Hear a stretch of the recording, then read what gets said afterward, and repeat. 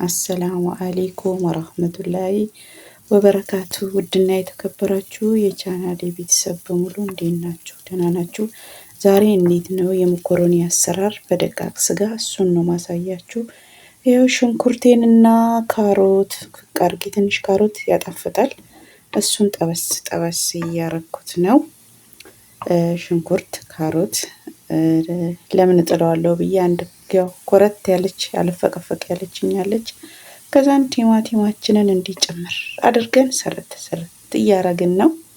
እንዴት እንደሚጣፍጥ ልነግራችሁ አልችልም። እውነት ሞክሩት፣ በጣም ነው የሚጣፍጠው። ይሄ አሰራር እንደዚህ ነው እላችኋለሁኝ። እንደዚህ ጠበስበስ እስኪል ድረስ ከደን አድርገን እንተዋዋለን። ትንሽ ይከደናል። እዚች ጋር ተከድኗል።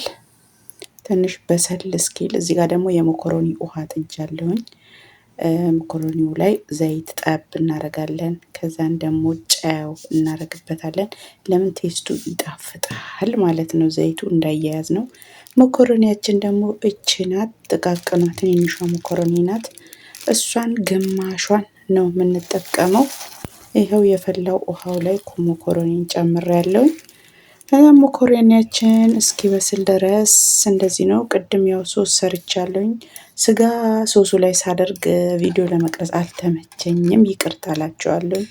ማሮቼ ውዶቼ፣ ላይክ ሰብስክራይብ አድርጉ በእናታችሁ እና ተፍ ተፍ ልበልበት እና አበረታቱኝ ነው የምላችሁ። ሌላ ምንም የምላችሁ ነገር የለም። መቼም ያው የምላችሁ ይሄ ብቻ ነው እና ይኸው አሁን እዚች ጋር ቀላቅለነዋል።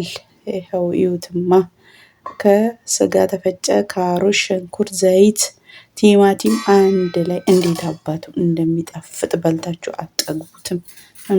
ነው ከለሩን ብቻ አትዩት እና በጣም ነው የሚጣፍጠው። ልነግራችሁ አልችልም። እስኪ እዩትማ እንዴት እንደሚያምር።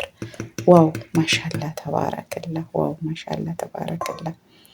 ምን አለ ታዲያ ምን ልበላችሁ? ማሻላ በጣም ነው የሚጣፍጠው። ግሩም ነው።